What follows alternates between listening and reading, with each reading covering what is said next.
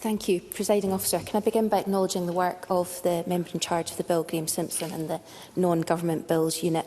And I want to thank the committee for the work they've done, which might sound strange as I am the Deputy Convener, but at the time evidence was being taken, I was myself absent for reasons that are in the public domain already. So I thank in particular Ruth Maguire, who subbed for me on committee.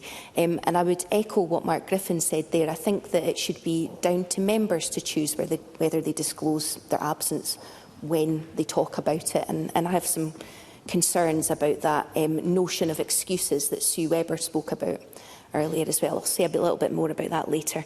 The outcome of the report issued after that excellent detailed scrutiny work carried out by the Standards, Procedures and Public Appointments Committee was that fundamental issues with the bill need to be addressed at stage 2 and 3. I'd like to be clear from the outset that I, like the committee, fully support the aim of the Scottish Parliament recall and removal of members' bills, and that is to improve the democratic accountability of MSPs during the course of a parliamentary session by introducing a process by which an MSP could lose their seat in the Parliament through a recall position. And it's because of belief in that aim, in principle, that I'll vote for the bill this evening. I recognise that the bill at its heart has the integrity of the democratic process and that aim of improving accountability. I don't think there's anyone in here who would disagree with that. However, it's really clear from the committee's work that there are fundamental changes required to achieve that aim. The report sets out a number of areas for reconsideration to ensure the process works within the Scottish Parliament's electoral system. These include consideration of the complexity and cost associated with the recall of regional MSPs. Like Richard Leonard, I don't think we should be driven by cost, but I think we absolutely have to have a consideration of the cost of these measures. Other things requiring consideration are the practical arrangements around holding recall petitions to ensure all those eligible to can sign. The bill also proposes new grounds for the automatic removal of MSPs, either on criminal offence grounds or when a member has not attended the Parliament in person for 180 days without a reasonable explanation. The committee was not persuaded that MSPs should be removed for not physically attending the Parliament and invited Mr Simpson to reconsider this element of the bill. Our Parliament has hybrid working. We probably should have had it sooner than we did. COVID drove these changes really quickly. They're here now. I think that Sue Webber's point she made about judging folk by attendance, by their very presence, isn't probably a good measure to judge effectiveness on, and I would certainly agree with that. I would also reflect that hybrid working will enable a more varied cohort of MSPs to do the job of MSP, and that it is possible to do it by the kind of varied means that we have, not just standing in here on our feet in a half-empty chamber on a Thursday afternoon.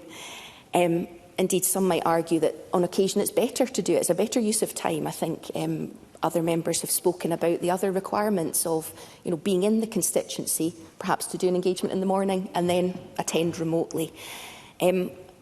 I'm not going to speak too much about myself, but just one more personal point. Were it not for the hybrid nature of the Parliament, I wouldn't have been able to have returned to work as quickly as I did after my treatment. It enabled a kind of phased return, which I'm sure you'll all be delighted that I was here as quickly as I could be.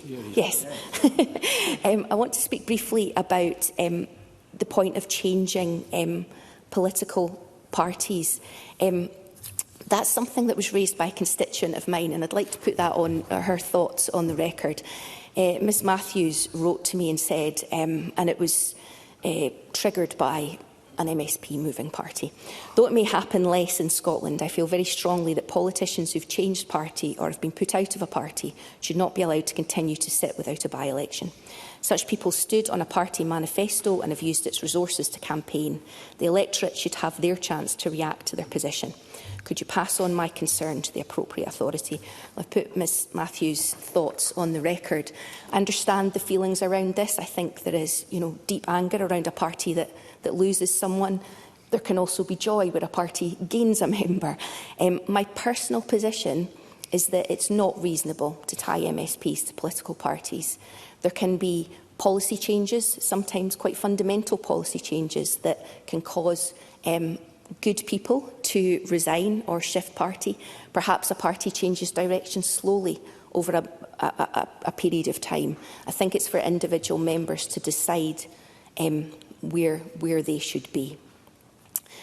The recall process suggested in the bill builds on that established process at Westminster. I agree that that's a good starting point, but I think any system established here can't be a direct replication of the UK Recall Act. It has to be a system for the Scottish Parliament which accommodates the recall of both constituency and regional MSPs. I would acknowledge that the member and the government have said they are working on this. There's that balance to be struck between issues of parity between all MSPs who are elected to the Scottish Parliament, recognition of those different routes for elections, and the questions of voter choice and clarity. I don't think we have that yet, and I see the presiding officer would like me to conclude, so I will do. Thank you.